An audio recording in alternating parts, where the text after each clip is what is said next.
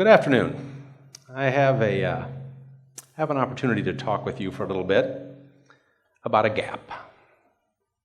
It's a gap that I often see when I am working with other executives. And it's a gap between what they tell me they want and what I see they actually have within their companies. Let me explain a little further. The gap I'm referencing has to do with their work environment, the work culture they promote and provide for their employees. They tell me, Kim, we want it to be terrific. They don't seem to be liars. They seem to mean that when they say it. But yet when we go in and look at that work environment, it's not even close to terrific. So it raises the question, why the gap? Why the difference between what these seemingly powerful owners and CEOs say and what in fact exists within their company? Well, one of the obvious possibilities is, well, it's just too expensive. We can't afford to create a healthy work environment. But there's a problem with that. When your work environment is exceptionally healthy, people love coming in and working around people they respect and admire and enjoy, a couple things happen, folks. Number one, revenues go up. Things go up like customer satisfaction, innovation. Some other things go down. Turnover, customer complaints, insurance costs. No, expenses go down and revenues go up when you're able to build and maintain an exceptionally healthy work environment and culture. So it can't be money.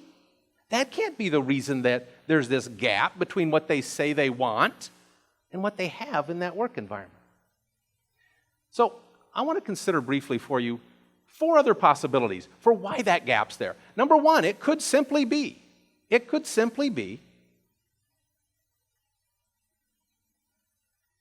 they don't know how to fix it.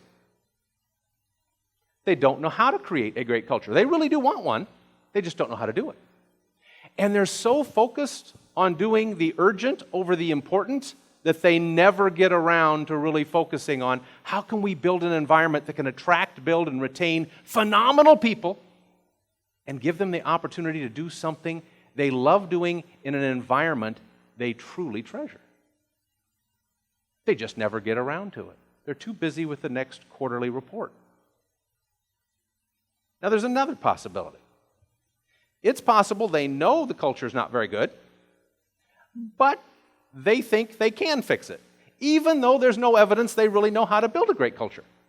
Now, why would that be? Why would leaders go around deluding themselves that I think I know how to build and maintain a great culture? Let's think about that a minute. I'm guessing. Did you guys know that in psychology we have something called illusory superiority? Did you know that 93%, this is a true stat, 93% of American college professors think they're in the top 50% in terms of teaching ability? At good old UNL, just up the road, they did a survey. 68% of the faculty said they were in the top 25% in terms of teaching ability. So as you might want to chuckle at them, here's one for yourself. 93% of American drivers say they're well above average. But here's the irony. Isn't this funny? I'll bet not one of you in here would claim to have great singing ability if you can't carry a tune in a bucket. I'll bet none of you would claim to have terrific foot speed if you're slow as molasses. You know why you would never claim that? Because it's easy to measure. We could say, sing something.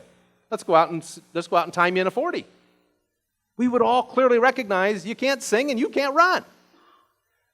But when it comes to traits or abilities that are hard to measure, oh Lord, do we claim we have a lot of it. And leadership falls in that category. Leadership falls in that category. Now the third possibility for the gap. Maybe the culture's not all that good, but the CEO thinks that it is. This is the phenomenon that if you've only ever skied at Crescent and you've never seen Colorado, you can think that's a hell of a ski hill.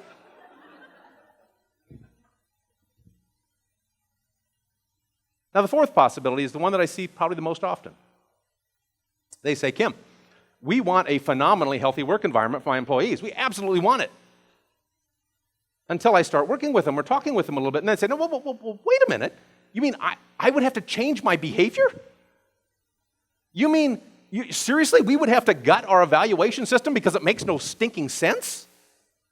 We would have to completely change our compensation model?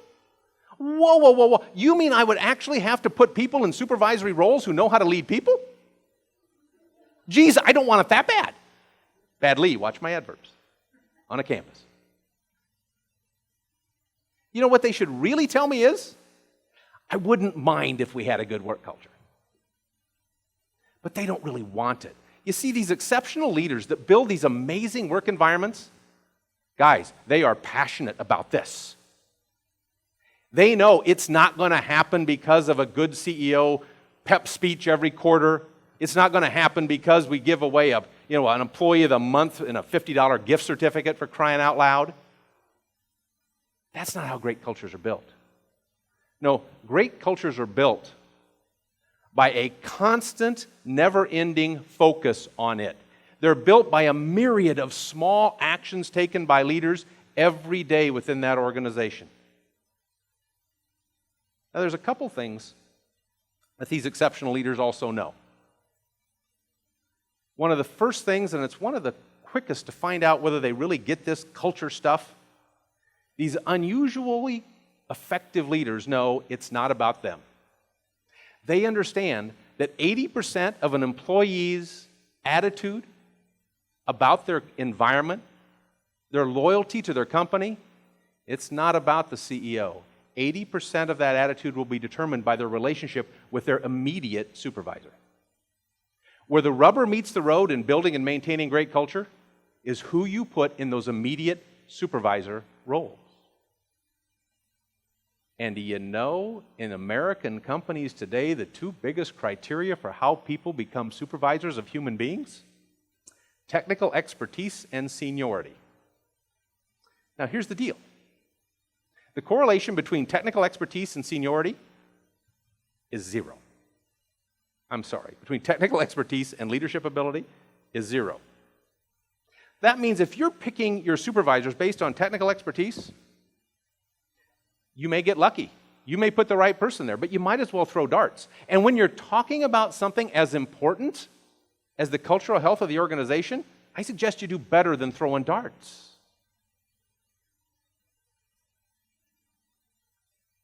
Let's talk a little bit about how they go about picking and selecting supervisors. I'm going to give you 4 quick things that I think are predictive of people that have the potential to be pretty doggone good at leading human beings. Number 1, don't overlook the humble. There are a lot of folks that are basically, they just stink at self-promotion, that they're really good at building human beings. In fact, they have a tendency to revel in the success of the people around them. They're that superstar basketball player that gets more excited when the kid at the end of the bench gets in at the end of the game and scores than when they scored themselves. Humble people frequently can be good supervisors. By the way, people that aren't humble, they might be good supervisors too, but you won't overlook them. They'll make sure you see them. Their hand will be up all the time. Put me in charge. Put me in charge. I get that. The Easterner from Boston, you won't miss them. They'll make sure you see them. Good Lord, we know that. Another thing you look for, I look for at least when I'm saying who might be a good supervisor, I love people who are tough on themselves. They hate it when they fumble the ball. Hate it. But they also tend to be the first person to say to the other guy who fumbled the ball, don't worry, get your head back in the game, we'll get the ball. They're generous to their colleagues when they make mistakes, but good Lord, are they tough on themselves. I love that pattern in a supervisor. I also like seeing supervisors who want to have that ball with 2 seconds left on the clock, and we need those 2 free throws, they want to be on the line. You see, people that want the ball when things are tough tend to lead from the front. And what we find is employees love working for people who won't just sit behind the desk and tell you how to do it. They'll come out front and do it with you. That's what employees tend to adore. If I was going to summarize what you're looking for in terms of supervisors, 2 characteristics. If you find someone who is an outstanding coach and who is an outstanding parent, and those are 2 different skill sets, but if you find someone that is extremely good at both coaching and parenting, I would put them in a supervisory role in a heartbeat. Because you see, 90% of growing people, truly making others successful, you're doing one of 2 things. You're either parenting or you're coaching. You find that pattern, you invest some training in them and time, you're going to have a superstar in terms of an ability to lead human beings on your hands within a fairly short order. Let's talk a little bit about some other things that these effective leaders in building and maintaining culture know. They know this: you have to envision the culture. If you don't know where you're going on a trip today, the odds of getting there, it's really slim. And it's surprising how many companies I come in and work with now and say, well, tell me the culture, the attitudinal and behavioral norms you expect for one another. What are your cultural values? I get crickets. Now, the same company has a policy down to the nth degree on who can use the phone for 3 minutes. But they got nothing when it comes to the work environment and culture that we're going to maintain. They also know that cultures sag. Good cultures don't remain healthy without constant diligence.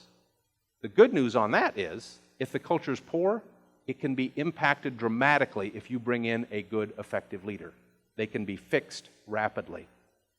They're also not averse to conflict. They recognize that we know my background as a psychologist, licensed psych, we don't know much. Psychology really doesn't know much, for sure. We don't have laws like physics. This comes close. In an organization, change leads to conflict, and conflict leads to change. That's close to an immutable law of social psychology. Well, what these great leaders understand is no friction, no traction. You can't continue to pursue excellence within a company unless you're willing to endure the conflict that comes with the change. In essence, what they understand is this: conflict is the price we pay for the pursuit of excellence. And there's nothing more important for building and maintaining a sense of pride among your staff than for them to genuinely know they're part of something elite, something that okay is never adequate. You know, so many leaders in corporate America today want staff to be loyal, be there when the company really needs them. Unfortunately, they don't get the second part of that. You can get that from employees, but only if you're there for them when they need you. It has to be a two-way street. And these exceptional employers understand that. They're not just interested in helping somebody be successful at work. Their commitment is to helping every employee be successful in life. You know, we're lucky, guys. In 2012, we don't go out and have to till the fields in 100-degree heat in order to survive the winter. No, we're living in a time when we can work the hardest we've ever worked in our lives and have the time of our life. We should embrace that, take advantage of that opportunity. You know, I guess a little bit of advice to close. Something I wish I would have known maybe 30 years ago. I should have been a little less patient, I believe. If you're the ultimate winners in life, I believe, are the ones that get to make a living doing something they absolutely love, and maybe even more important, in an environment they adore, surrounded by people they respect and admire and share their values and their commitment to make it a great place to be. If you happen to be in a position to set the cultural tone for your company or organization, I would encourage you to become a fanatic about this. I think not only will you enjoy your role more, but you will see benefits come back to you multiplied. Raise your sights. Don't let okay in terms of work environment be adequate. Decide it's going to be terrific.